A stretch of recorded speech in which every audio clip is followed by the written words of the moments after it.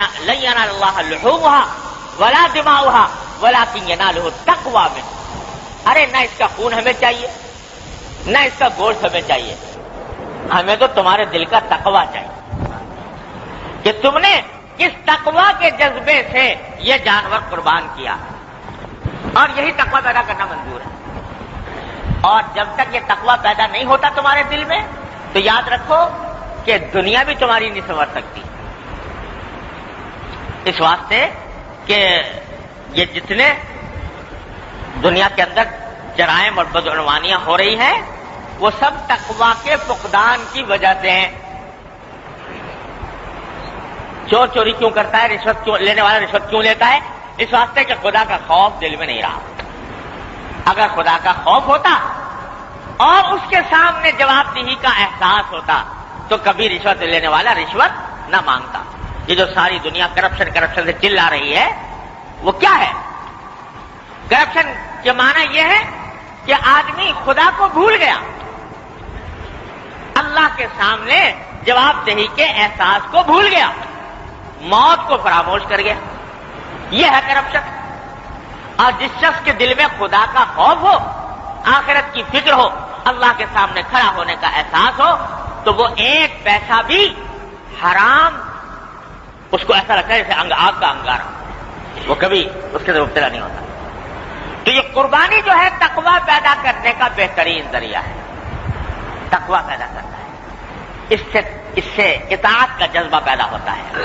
تو اس لیے اس کو مشروع کیا گیا. اللہ تبارک و تعالیٰ نے مشروع فرمایا اس میں یہ مت پوچھو کہ کتنے پیسے کا فائدہ ہے اور کتنے پیسے کا نقصان ہے. اس میں یہ پوچھو کہ اللہ تبارک و تعالیٰ کو کتنا پسند ہے اور کس درجے اس حکم کی تاکید ہے. جب یہ اس جذبے سے کرو گے تو اللہ تعالیٰ تمہارے دلوں میں تقوی پیدا فرمائے. یہ ہے اس سارے قربانی کا فلسفہ جو آ رہے ہیں. تو بھائی اللہ تبارک و تعالیٰ نے یہ عبادت اس لیے رکھی ہے. پہلے زمانے جو امتیں پچھلی امتیں جو گزری ہیں حضور اقدس صلی اللہ علیہ وسلم سے پہلے، اس میں بہت قربانیاں ہوا کرتی. حضرت موسیٰ علیہ السلام کے زمانے میں بہت قربانی تھی، ان کی شریعت میں بہت قربانیاں تھیں. ہر تھوڑے دنوں کے بعد قربانی، ہر تھوڑے دنوں کے بعد قربانی ہوتی تھی. حضور نبی کریم صلی اللہ علیہ وسلم کی امت میں صرف 3 دن کے لیے رکھی گئی، اور وہ بھی آدمی کے ذمے ایک قربانی، وہ بھی جو استطاعت رکھتا ہو اس کے ذمے. تو اور دوسری بات یہ ہے کہ پہلی امتوں میں قربانی ایسی تھی کہ جب قربانی ہی دی ہے نا تو اب جانور کو اگر قربان کیا ہے تو گوشت کھانا حلال نہیں تھا. قربانی دی ہے بھائی اللہ کے لیے تو گوشت اب اس کا نہیں کھا سکتے. بلکہ پہلے زمانے میں تو قرآن شریف میں آیا ہے کہ اس طرح قربانی ہوتی تھی کہ جو شخص قربانی کر رہا ہے تو وہ کسی پہاڑ پر کسی میدان میں لے جا کر رکھ دیا، آگ آسمان سے آتی اس کو کھا لیتی، جو قبولیت کی علامت ہوا کرتی. بعد میں یہ بھی نہ رہا، لیکن یہ تو تھا ہی کہ قربانی کا گوشت کھانا قربانی کرنے والے کے لیے حلال نہیں تھا. ارے بھائی جب اللہ میاں کے لیے قربان کیا ہے تو کھاتے کیوں؟ اصل بات تو یہی تھی نا. لیکن یہ صدقہ ہے نبی کریم سرور دو عالم صلی اللہ علیہ وسلم کا کہ آپ کے لیے یہ آپ کو یہ خصوصیت فرمائی گئی کہ آپ کے امت کے لوگوں کے لیے یہ فرمایا گیا کہ قربانی بھی کر لو، اس کا اجر و ثواب بھی لے لو، اور گوشت کھانا بھی تمہارے لیے حلال. وہی ذبح بھی کرے ہیں وہی لے ثواب الٹا. تو اس کے ذبح کا اس کے گوشت سے فائدہ اٹھانے کو بھی جائز کر دیا اور قربانی بھی ہو گئی، اس کا اجر و ثواب بھی. ہمارے حضرت حکیم الامت صلی اللہ تعالیٰ سے اللہ تعالیٰ ان کے درجات بلند فرمائے، وہ اس کی مثال دیتے ہیں کہ پہلے زمانے میں دستور یہ ہوتا تھا کہ جب کوئی شخص کسی بڑے بادشاہ کے پاس یا بڑے سردار کے پاس کوئی ہدیہ تحفہ لے کر جاتا تو کتنا ہی قیمتی یا جیسا بھی ہدیہ لے کر گیا تو بادشاہ کی طرف سے قبولیت بس یہ ہوتی تھی کہ اس کے اوپر ہاتھ رکھ دیتا، ہاتھ رکھ دیا تو مطلب قبول ہو گیا. پھر ہاتھ رکھنے کے بعد وہ اسی کو واپس کر دیا جاتا تھا کہ بھئی ہم نے قبول کر لیا لیکن اب ہماری طرف سے گویا تمہارے لیے ہدیہ ہے. تو حضرت فرماتے ہیں کہ اللہ تعالیٰ نے امت محمدی علیہ صاحب السلام کے لیے قربانی کو اس قسم کا ہدیہ بنا دیا کہ تم میرے نام پر میری رضا کی خاطر قربان کیا تم نے جانور، اور ادھر تم نے بسم اللہ اللہ اکبر کہہ کے اس کے اوپر چھری پھیری اور وہ ذبح ہوا، بس ہم نے ہاتھ رکھ دیا، قبول ہو گیا، اجر و ثواب مل گیا، اب لے جاؤ تمہارا ہی ہے، اب اس سے جو چاہو نفع بھی تو اٹھا سکتے ہو۔ یہ خصوصیت امت محمدی علیہ صاحب الصلوۃ والسلام کو عطا فرمائی۔ تو بھائی اس جذبے کے ساتھ قربانی کو ادا کرنے کی ضرورت ہے کہ یہ در حقیقت اتباع اطاعت باری تعالی اور اتباع سنت نبی کریم سرور دو عالم صلی اللہ علیہ وسلم کا سبق دینے والی چیز ہے۔ اس جذبے کے ساتھ اللہ تبارک و تعالیٰ توفیق دے ہم سب کو یہ کریں۔ اور یہ فرما دیا حضور اقدس صلی اللہ علیہ وسلم نے کہ جس شخص میں استطاعت ہو قربانی کی اور پھر بھی وہ قربانی نہ کرے تو وہ ہماری عیدگاہ کے پاس بھی نہ آئے نماز پڑھنے کے لیے، مطلب یہ کہ وہ بڑا سخت گناہ کا مرتکب ہے، اس واسطے ہماری عیدگاہ کے پاس بھی نہ پٹکے، یہ حدیث میں آیا۔ تو یہ جو پروپیگنڈا مختلف حلقوں کی طرف سے کیا جاتا ہے اس سے ہوشیار رہے اور جو حقیقت ہے عبادت کی وہ اس کو سمجھ کر اس کے اوپر عمل کریں۔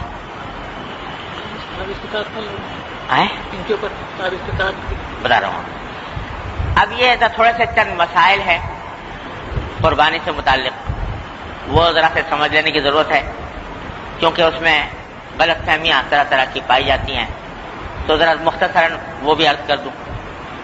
ایک تو یہ کہ صاحب استطاعت کا جو معیار شریعت میں مقرر کیا گیا ہے وہ یہ کہ وہ شخص، ہر وہ شخص جس کی ملکیت میں 52.5 تولہ چاندی یا اس کی مالیت کا زیور یا ضرورت سے زائد سامان ہو تو وہ قربانی کے لحاظ سے صاحب استطاعت میں شمار ہے۔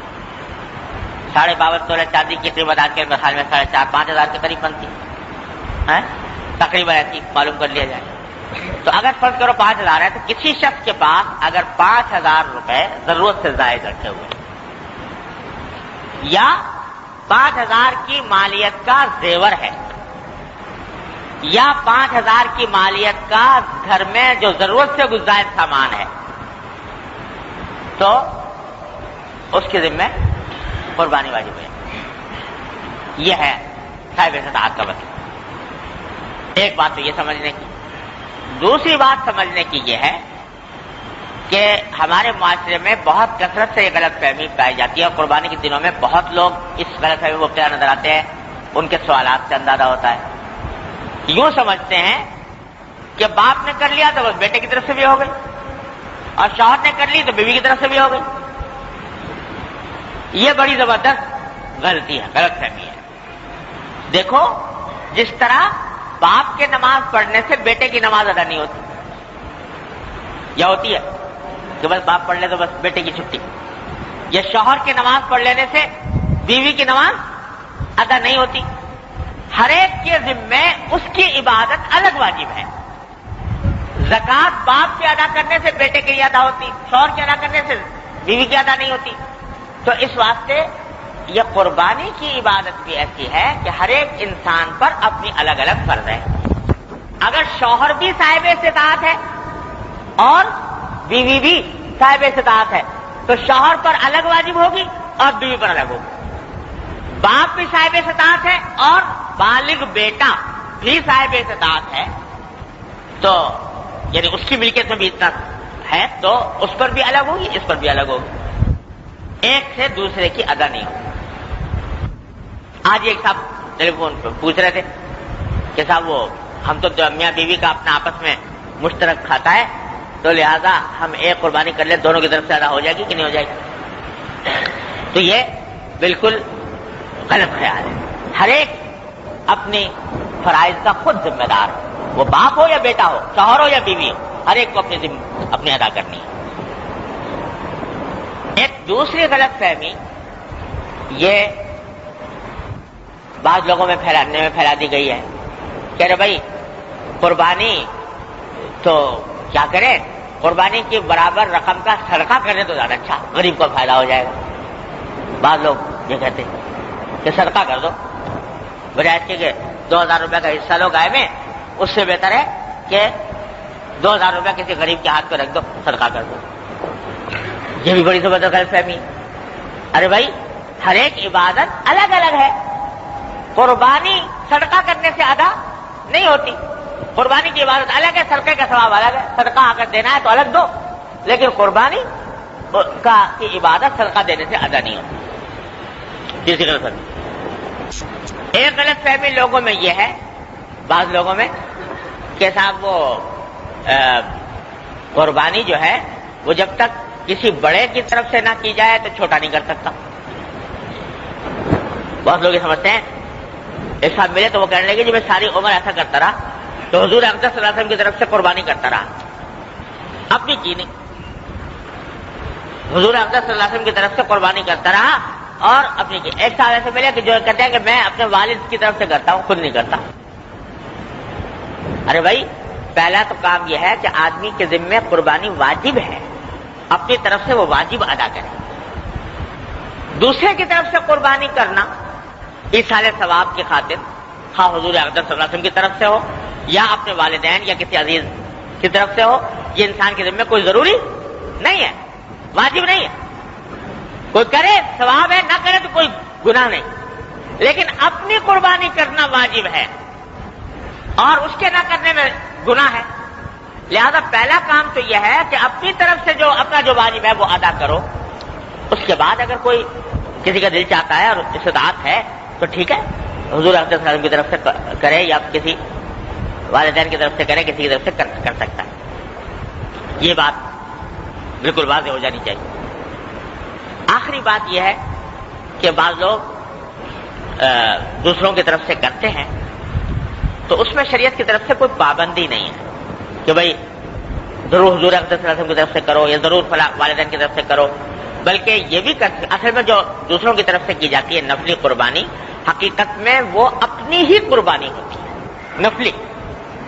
البتہ ایصال ثواب دوسرے کو ہو جاتا ہے، تو آدمی اگر چاہے تو ایک ہی چاہے بکری میں حضرت ایک بکرا کیا تو بکرا تو اپنی طرف سے ہوگا نفلی، ایصال ثواب اس کا جتنے چاہے آدمیوں کو کر دو،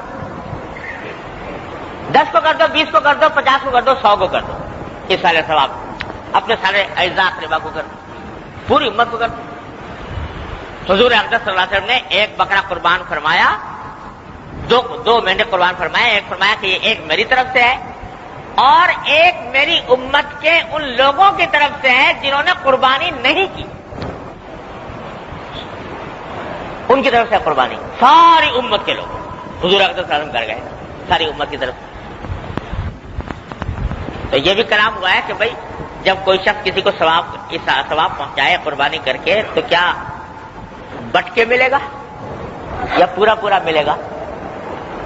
بعض کہتے ہیں بھائی بٹ کے ملنا چاہیے، اس واسطے کہ ایک عبادت ہے تو سب کو اس کا حصہ ملے گا، لیکن ہمارے بزرگوں کا مذاق یہ ہے کہ اللہ تعالیٰ کی رحمت سے امید یہ ہے کہ انشاءاللہ بٹنے کا نہیں، سب کو پورا پورا ہی ملے گا۔ اس واسطے کہ حضور اقدس صلی اللہ علیہ وسلم جب ایک مینڈا قربان فرمایا پوری امت کے لوگوں کی طرف سے، اگر اس میں بٹوارا شروع ہو گیا تو ایک بال کا کوئی 10واں حصہ بھی ایک آدمی کے بانٹے میں نہیں آئے گا۔